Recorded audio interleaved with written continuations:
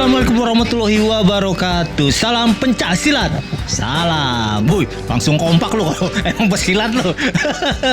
Jadi guys, kita di mari nih mau ngopi-ngopi santai nih dengan para guru-guru dan juga pelatih dari perguruan pencak silat yang ikutan di kejuaraan Paku Bumi Open Championship 2020. Yang kemarin tuh kontennya kita naikin, yaitu anak muridnya ternyata semuanya menyabet gelar juara. Wih, gokil ya.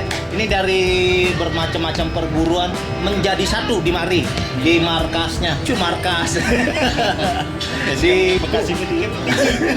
di apa bisa dibilang ini Pak Eko? Pengurus pusat. Iya, pengurus pusat. Perguruan Setia Pusaka Suci. Yoi. Di sebelah sono udah kenal lah ya. Ada Pak Eko ya. Sedap. Pak Eko dari Setia Pusaka Suci. Terus di sampingnya ada Cang Dani. dari perguruan Rantai Emas Indonesia. Oke. Sebelahnya ada Pak Beni. Beni Nurdin. ya Nuryadin. Nuryadin. dari perguruan Pancasila. Pancasila. Dan juga ada Bapak kita, Bapak Atta. Bapak Atta. Iya, dari perguruan Atta Gledek. Gluduk. Atta Gluduk, kalau di Bekasi mah nggak ada geledek, gluduk. Dari perguruan mana Pak? Pagar Banten. Pagar Banten. Luar biasa kemarin murid-muridnya ikutan Paku Bumi Open. Nah, pertanyaan yang simpel aja dulu dah. Ini alasannya menurunkan anak-anak muridnya itu ikut kejuaraan Paku Bumi Open itu apa tuh latar belakangnya? Kenapa harus ikut? Gitu? Harus ikut. Nah, Iya. mungkin Kalau saya udah pengalaman nih ya, udah sering kali Bang ya. Kalau saya gitu, maksudnya nih sekarang. ya tetap dong dari situ dong. Kan situ kan guru silat. Kalau saya kan udah ibaratnya udah sering ikut event kejuaraan, baik yang offline, maksudnya yang live langsung atau yang streaming virtual. Dan ini kebetulan begini Bang, kalau di Bekasi itu khususnya di Mustika Jaya, saya dicapnya racun Bang. Kenapa itu racunnya, Pak? Jadi asal perguruan ada yang dekat sama saya racunin, ikut lomba loh, biar begini. Jadi saya dianggapnya racun nih. Tapi itu racun yang positif. Nah, jadi kalau teman-teman perguruan nggak pernah ikut lomba, nggak pernah ini, saya racunin Bang. Makanya saya dianggapnya kalau di Mustika Jaya dibilangnya racun ya. Ya Pak ini Cang Dani, Pak Atta mungkin udah paham kali ya kalau siapa sih Pak Eko? Nah, racun dia mah gitu.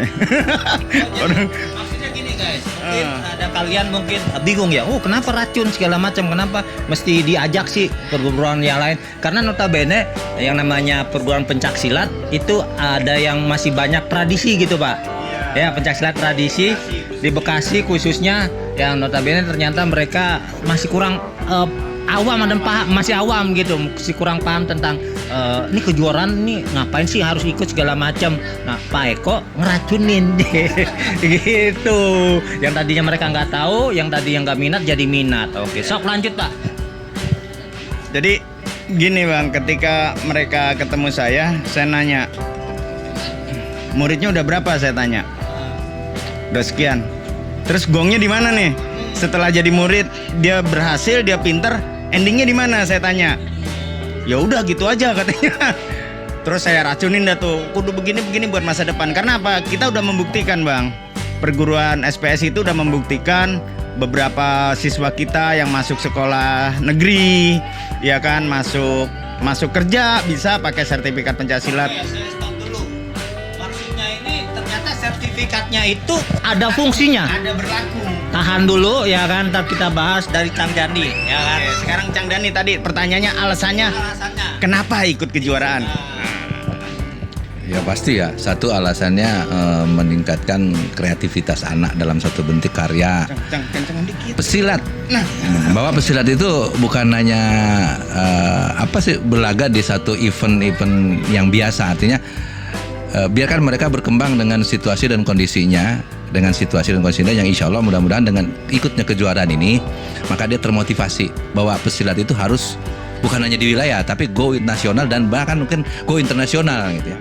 Nah ini Rantai Emas juga alhamdulillah betul kata Pak Eko tadi, Rantai Mas juga termasuk yang diracunin gitu. Jujur memang termasuk yang diracunin, bahkan Bu Amel yang racunin banget Alin gitu. Alhamdulillah berkat racunnya Bu Amel, Alin mampu berprestasi di tingkat ajang nasional. Bahkan di kejuaraan yang pertama itu 2019 ya. 2019 di Bandung di Gor Pajajaran itu untuk kali pertamanya ikut, alhamdulillah dari sekian ribu orang ya, eventnya itu dia bisa meraih juara 2. Nah, juara 2 itu kali pertama. Terus kemudian event-event yang lain lah ya. Dan ini untuk yang kedua kalinya Pakubumi Open, alhamdulillah ini meningkat. Jadi juara 1. Ini saya bersyukur ya. Terima kasih Bu Amel, Pak Eko yang udah ngeracunin saya. Adalah mati racun ini racun kebaikan loh, bukan racun kayak racun tikus gitu loh ya. Mungkin racun tikus labakan gitu. Tapi alhamdulillah yang pada akhirnya termotivasi untuk mengajak yang lain. Bukan hanya perguruan Temas tapi juga rekan-rekan perguruan yang ada di lingkungan IPSI. Ayo kita berprestasi agar anak-anak kita termotivasi buat masa depan yang lebih baik. Bahwa pesilat itu bukan hanya mampu bergerak tapi mampu meraih masa depan yang lebih baik. Itu aja dari saya. Terima kasih. Oke. Nih Pak Beni ini tadi kata benar kan racun. Oke, sekarang kita lihat Pak Beni. Pak Beni yang dari perguruan Pancasila, silakan Pak. Assalamualaikum warahmatullahi wabarakatuh. Waalaikumsalam warahmatullahi wabarakatuh. Dengan alasannya perguruan Pancasila mengikuti Nanya Pak, Bang Jape boleh ngerokok? YouTube Pak bebas. Ya kan. Lagian ini orang tua semua. Udah pasti ngerokok. ya dengan alasannya kenapa perguruan Pancasila ikut virtual series Pakubumi Open ini, karena dengan ya perguruan Pancasila ini dibilang baru lah, perguruan yang baru di Bekasi. Kebetulan tanggal 22 November itu diresmikan oleh Ketua IPSI Kota Bekasi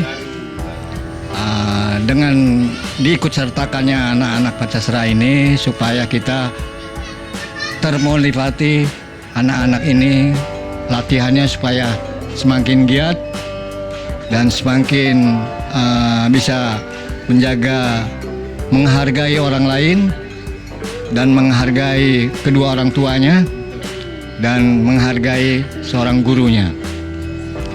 Yang mudah-mudahan anak-anak dari Pancasila ini berkat bimbingannya, restunya dari pusat guru besar almarhum Haji Cucu Sutarya SH, dan kebetulan sekarang ketua umumnya baru itu Haji Daswara. Ya, beliau juga selaku camat di Bogor. Atas supportnya dan bimbingannya termotivasi anak-anak bisa mengikuti kejuaraan Tunggal Baku Open Series 2020. Kira-kira itu Bang yang kita dan ini alhamdulillahnya kalau sertifikat ini kebetulan bisa dipakai untuk masuk sekolah ya, dengan bersyukur beribu-ribu melalui jalur peri sertifikasi ya, gitu. Channel ini mungkin ada semuanya. Bang Ben diracunin juga nggak Peko? Saya diracunin sebenarnya, diracunin suruh daftar itu, daftar ke IPSI. Itu Hebat Bang racunnya Peko. tapi racunnya memang lancur, ada campur madunya. Jadi buat informasi nih guys ya, buat teman-teman di luar sana semoga menginspirasi. Jadi Pak Ben ini umurnya udah nggak muda lagi nih guys. Ya kan, Pak Ben ini umurnya berapa? Pak Ben 63 tapi masih ngelatih.